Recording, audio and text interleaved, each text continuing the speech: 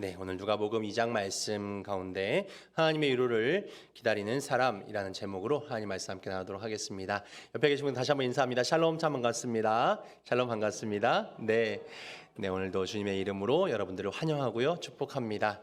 그리고 세상이 참 여러 가지로 분주하고 혼란하고 그런데 우리가 하나님의 위로가 여러분 가운데 함께 하시기를 소망합니다. 우리 대림절기를 보내고 있습니다. 대림절 주님의 오심, 예수 그리스도의 오심을 기다리고 또 함께 이렇게 준비하는 그런 절기인데요. 얼마나 우리 마음 가운데 주님의 오심을 기다리고 있는지 모르겠습니다. 코로나 상황도 그렇고 말씀드렸지만 이 성탄을 준비하는 마음가짐이 옛날에는 굉장히 뭐랄까요? 좀 벅차고 또 좀 부담감도 있고 또 설레기도 하고 여러 가지 마음이 다 있었다면 이제는 그냥 그런가 보다 또 뭐 좀 이런 마음으로 자꾸만 가게 되는 것이 이게 맞나 아닌데 하는 여러 가지 생각이 듭니다. 우리가 정말 주님이 오심 덕분에 우리가 생명을 얻게 되고 구원을 얻게 되었는데 그분의 오심을 우리가 정말 내 생일 기다리는 것만큼이라도 내가 기다리고 있는가?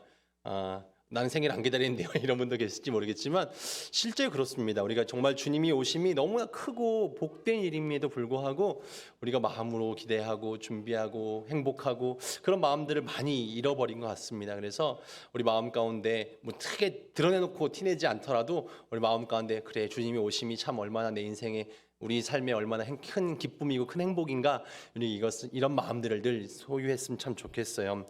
대림절은 예수님을 기다리는 그런 절기, 그런 계절입니다. 에리 프롬이라는 심리학자가 여러 가지 책들로 참 유명한데요.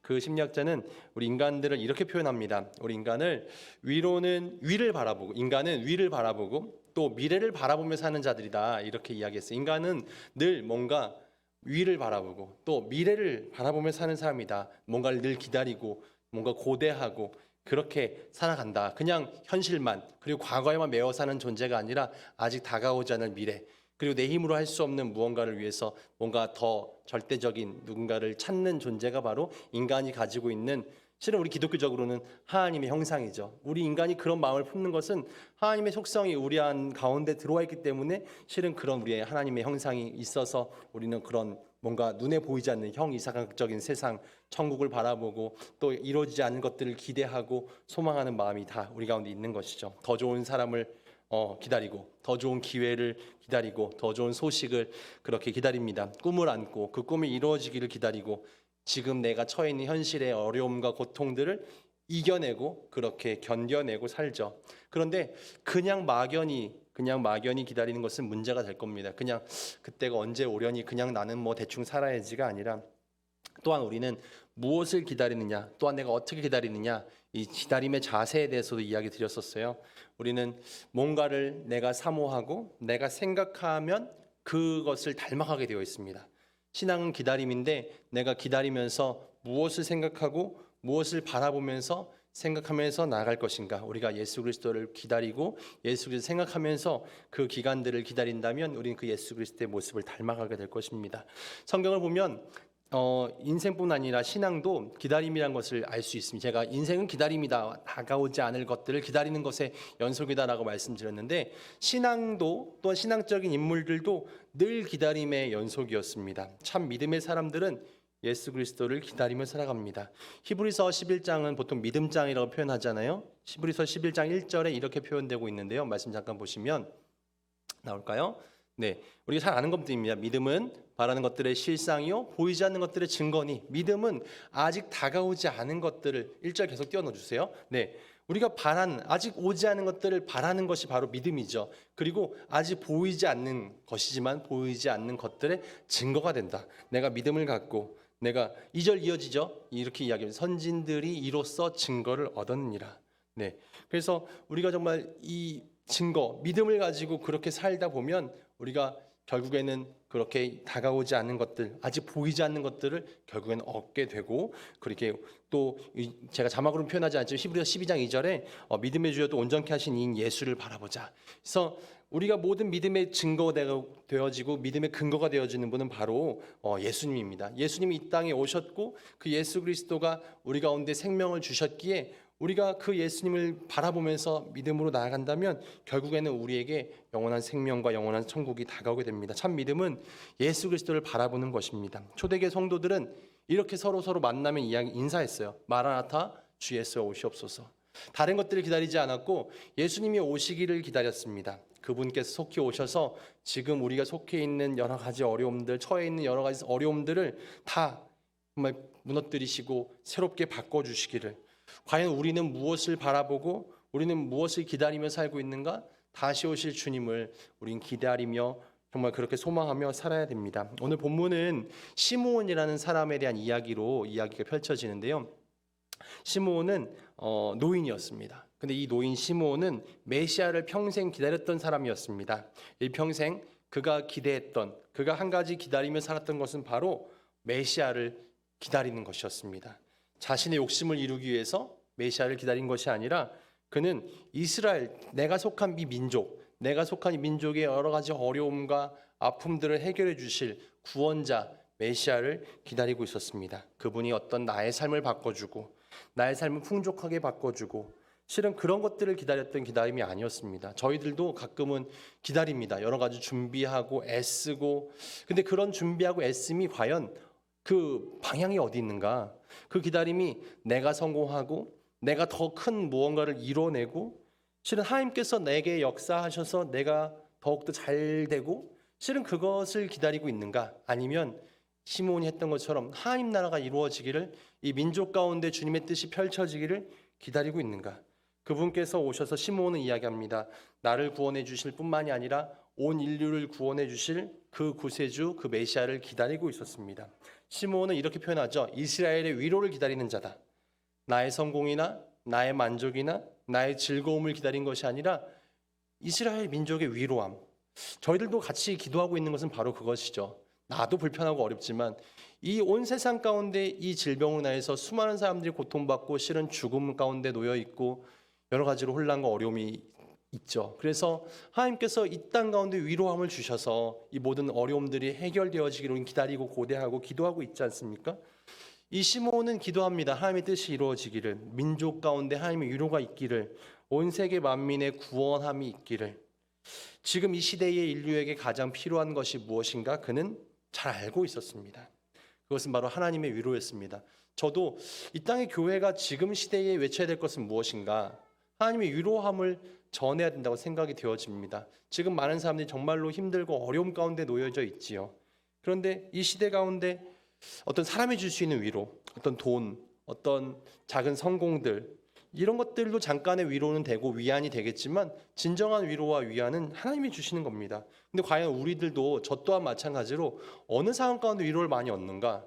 실은 뭐 사랑하는 사람들, 가족이나 뭐 남편, 아내, 실은 자녀들, 실은 우리는 이런 것들의 위로를 많이 얻습니다.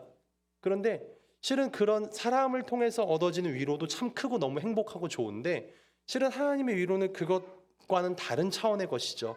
내 인생의 문제, 내 어떤 영혼의 문제, 또 온 세상 가운데 실은 죄와 여러 가지 어려움의 문제들을 정말 해결하실 그분, 그들의 마음을 위로하실 분은 바로 하나님밖에 없다는 겁니다. 정치나 문화나 경제나 교육 여러 가지로 혼란하고 누군가 그렇게 얘기해요. 독이 오를 대로 올라 있다. 근데 이 시대 가운데 하나님의 참된 위로가 필요합니다. 우리는 기도해야 되는 것이죠. 내 어떤 잘됨과 내 인생의 위로뿐만이 아니라 하나님의 위로하심이 이 세상 가운데 우리 민족과 이 나라와 온 세상 가운데 있어지기를, 대림절을 위해서 우리가 기다리는 마음으로 기도할 것은 정말 주님께서 이 땅에 오셔서 내가 이 땅의 평화의 왕으로, 내가 이 땅에 사랑을 주기 위해서, 내가 이 땅에 정말 평화의 왕으로 왔다라고 이야기하는데, 세상은 정말 평화가 전혀 없습니다. 과연 우리가 전해야 될 하나님은 과연 어떤 분인가? 하나님은 이 땅 가운데 평화를 주시기 오신 분입니다. 그렇다면 내가 이 평화를 만들기 위해서 해야 될 일은 무엇인가? 내가 속해 있는 그 작은 공간에서 내가 이 사람들 가운데 모든 갈라진 틈들, 막혀진 담들을 허물고 틈을 메우고 그들의 어떤 분쟁을 해결하고 평화를 전하는, 위로를 전하는, 실은 그런, 내가 그렇게 주님의 어떤 손과 발이 되어서 위로를 전하면 하나님께서 더 크게 위로하심을 역사하실 겁니다. 우리 가정이나 우리 마음에나 하나님의 위로를 우린 기다리면서 나 또한 그 위로를 전하는 것이죠. 그래서 시므온은 그렇게 하나님의 위로를 기다리면서 이렇게 살아갑니다. 우리가 기다릴 때 어떤 태도와 어떤 자세로 기다릴 것인가? 기다리는 자의 삶은 의롭고 경건해야 합니다. 실은 그냥 하루하루 살면서 그냥 버텨내는 기다림이 아니라 의롭고 경건한 삶이 참된 기다림입니다. 오늘 하나님의 위로를 기다리는 시므온은 평소의 삶이 의롭기로 또한 경건하기로 그렇게 이름이 나 있었습니다. 시므온은 하나님 말씀을 꼭 붙잡고 약속의 말씀을 굳게 믿고 그렇게 메시아를 기다렸죠. 성령께서 누구에게 역사하느냐? 실은 시므온은 성령께서 역사하셨다고 이야기하는데 누구에게 하나님께서 나타나시고 성령께서 누구에게 역사하시느냐? 누구에게 감동하시느냐? 성령은 불의한 사람에게 절대로 역사하지 않고요. 하나님과 관계가 빗나간 사람들과 역사하지 않고요. 정말 우리가 경건하게 또 정말 그렇게 삶이 의로운 자들에게 역사하십니다. 시므온은 오늘 말씀 보니까 나이가 늙었으나 경건한 삶을 늘 살았다라고 이야기합니다. 소망 있는 사람은 지조를 지키는 사람입니다. 우리가 신앙의 지조를 지키고 절개를 지키고 거룩하고 깨끗한 삶을 살기 위해 애를 쓰고 뭔가 하늘나라 소망을 가지고 살기 때문에 죄를 멀리하고 세속적인 것들에 물들지 않으려고 애쓰는 사람. 실은 우리가 기다리긴 기다리는데 내가 죽어서 천국 가야지, 이 땅 가서도 하나님의 위로하심과 하나님의 어떤 주시는 놀라운 축복과 은혜를 누려야지, 실은 그런 기대함이 있죠. 내 인생 가운데, 우리 자녀들의 인생 가운데 하나님께서 역사하시기를 기대하고 고대합니다. 내가 속한 이 교회 가운데 주님의 부흥의 역사가 있어지기를 이런 여러 가지 기대감들이 있고 소망이 있고 기도를 합니다. 그런데 그 기대하고 기도하는 소망하는 우리들의 기다림 속에 내 삶의 태도는 과연 어떤가? 하나님의 역사는 신앙의 절개를 지키며 신앙적인 어떤 경건함을, 의로움을 지켜내는 사람에게 역사하시고 그 기다림에 응답하십니다. 시므온은 정말 세속적인 것들에 물들지 않고 주님의 응답이 있을 때까지 그렇게 절개를 지켰습니다. 예나 지금이나 하나님께서는 소돔과 고모라를 멸하실 때처럼 의인 10명을 찾으십니다. 예루살렘을 멸망시키실 때 예레미야에게 의인 한 사람을 찾으십니다. 의인 한 사람만 있다면 내가 예루살렘을 멸망시키지 않겠다라고 이야기하시죠. 의로운 사람, 경건한 사람 한 사람은 정말 수백의 군대보다 더 강하다고 주님 말씀하십니다. 정말 수천억의 돈보다 더 가치 있는 자가 의롭고 귀한 그런 경건한 사람일 것입니다. 실은 세상을 움직인 사람들은 정말 그렇게 분명한 어떤 가치관을 가지고 분명한 경건함을 가지고 살아냈던 사람들이었어요. 우리가 또한 이 성령께서는 의롭고 경건한 시므온에게 죽기 전에 메시아를 볼 수 있을 거라는 약속을 해주십니다. 예수님은 경건한 한 사람, 그 기다림 있는 그곳에 나타나시죠. 의로운 사람, 경건한 사람의 영향력은 이렇게 컸습니다. 시므온은 또한 성령과 늘 함께하는 사람이었습니다. 경건하고 의로웠기에 성령께서 늘 그와 함께했습니다. 시므온은 오늘 성전에 들어가는데요. 성전에 들어가는 것부터 성령의 감동으로 들어갑니다. 오늘 말씀을 들어갑니다. 27절 보시죠. 27절에 이 시므온이 평소처럼 실은 성전에 들어갑니다. 성전에 매일 가서 기도하는 사람이었어요. 그런데 27절에 성령의 감동으로 성전에 들어가매라고 되어 있어요. 실은 이 시므온이 날마다 성전에 들어갔지만 그날따라 성령에 감동되는 것일까? 그날만 특별히 성령에 감동될 것일까? 저는 그렇다고 생각하진 않아요. 저희들도 마찬가지죠. 실은 자주 우리가 교회 옵니다. 어떤 분들은 새벽마다도 오시고요. 수요일 날도 오시고 주일날 예배를 빠지지 않고 나오고요. 실은 그렇게 우리가 교회를 평생 동안 내가 다니죠. 실은 근데 어느 날은 말씀이 내게 어떤 영향이 있기도 하고 굉장히 마음이 뜨거워지기도 하고 어느 날은 그냥 아무 생각 없이 왔다 가기도 합니다. 어느 날은 되게 불만과 도대체 무슨 소리 하는 거예요 목사님 도대체 이런 생각이 들기도 하죠. 저 또한 마찬가지입니다. 그런데 실은 그럼에도 불구하고 우리가 늘 주님과 함께 있기를 소망하고 늘 경건하고 의로운 삶을 살고자 노력한다면 성령께서 우리와 함께 하시고 내 안에 성령의 감동이 있어서 실은 저는 그렇게 생각합니다. 여러분 이 추운 날씨에 식사도 하셔야 되고 피곤하고 또 자녀들과 함께 시간도 보내셔야 되고 실은 그러기도 부족하죠. 그럼에도 불구하고 내가 주님 전에 나온 그 발걸음과 그 마음의 결단은 무엇일까? 저는 성령의 감동이라고 생각합니다. 성령께서 우리의 마음 가운데 역사하셔서 그 감동으로 우리의 발걸음을 주님 전에 인도하셨고 그런 성령의 감동으로 성전에 들어가게 할 때 실은 그 안에 시므온은 영안이 열리게 됩니다. 그리고 위대한 신앙의 고백을 하게 되죠. 26절도 보니까 시므온은 이런 사람이었다고 평가돼요. 26절 그가 주의 그리스도를 보기 전에 죽지 아니하리라는 성령의 지시를 받았다라고 되어 있어요. 시므온은 성령의 약속이 그에게 있었던 사람입니다. 너가 주의 그리스도를 보기 전까지는 죽지 아니할 것이다. 너가 평생에 주의 그리스도를 보게 될 것이다. 그래서 하나님의 약속을 굳게 믿고 성령의 도움을 구했던 시므온 하나님께서는 약속하셨고 그래서 결국 아기 예수님을 만나게 되는 그런 인물이 되어집니다. 하나님의 위로를 기다리는 시몬, 거의 돌아가실 때가 다 되었어요. 굉장히 나이가 많은 지긋한 노인이었습니다. 그런데 그 노인은 늘 성령과 동행했어요. 25절에도 보니까 성령이 그 위에 계시더라. 26절에도 성령의 지시를 받았더니 27절에도 성령의 감동으로. 실은 시몬은 늘 성령께서 인도하는 사람이었고 성령의 감동으로 살아가는 사람이었고, 그래서 성령 충만한 자로서 그가 연로함에도 불구하고 늘 경건하고 아름다운 신앙의 삶을 살아냈고, 그래서 하나님의 어떤 아들 예수 그리스도를 만나게 되는 거죠. 보통 많은 사람들은 나이가 들을수록 또 내가 해야 될 역할이 없어질수록 많은 것들을 체념하게 되고 소망 또한 포기하게 되고, 실은 비전들을 다 이제 내가 더 이상 해야 될 비전은 없지 이렇게 생각하기도 합니다. 교회 내에서도 우리가 뭔가 새로운 역할들, 우리 새로운 세대가, 우리 자녀들 세대나 젊은 세대가 하기를 노인 세대들을 위해서 기도해주고 약간 그렇게만 생각할 때가 많습니다. 하지만 이 시몬은 늙도록 성령 충만했고 거룩한 비전을 품고 있었고 하나님의 성품에 늘 참여하고 살아가는 그런 사람이었어요. 비전을 품고 살아가는 자였다. 그래서 그런 얘기를 하지 않습니까? 정말 그 찬양 가운데서도 청년들은 그렇게 환상을 보고 뭐 어떻게 되지 노래가 노인들은 꿈을 꾸리라. 죄송해요. 그래서 뭔가 나이 든 사람일수록 뭔가 난 다 됐어, 이렇게 이제 난 이제 다 살았으니까 난 더 이상 뭔가 새로운 걸 도전하지 않을 것이야가 아니라 꿈을 꾸고 하나님께서 주신 비전을 가지고 그렇게 살아가는 사람, 이 시몬도 그런 사람이었어요. 그래서 희망이 있고, 희망이 있는 사람은 의욕이 넘치고 생기가 있고, 그래서 희망 있는 사람은 삶을 긍정적으로 살아가게 됩니다. 시몬의 유일한 소망은 메시아를 만나는 일이었어요. 그래서 시몬은 그렇게 주님을 만나게 됩니다. 모든 사람들이 다 성탄절을 맞이합니다. 저희들도 마찬가지죠. 교회 다니는 수많은 사람들이, 또 교회를 안 다니는 사람도 예수 그리스도의 오심을 알고 있습니다. 그런데 모든 사람이 다 아기 예수를 만나는 것은 아닙니다. 자기 마음대로 사는 사람은 아기 예수를 만날 수가 없습니다. 자기 주관대로 사는 사람은 아기 예수를 품을 수가 없는 거죠. 성령의 지시를 받은 이 사람 시몬이 아기 예수를 안게 되는 영광과 기쁨을 누리게 됩니다. 저희도 마찬가지. 우리가 그 동일하게 오시는 예수 그리스도의 어떤 성탄을 누군가가 정말 내 마음으로 온몸으로 품고 맞을 것인가, 준비된 사람들, 성령으로 늘 함께 동행하는 자들만 그렇게 영안이 열려지고 그 은혜와 감동을 누리게 되는 것이죠. 29절에 시몬은 이렇게 고백합니다.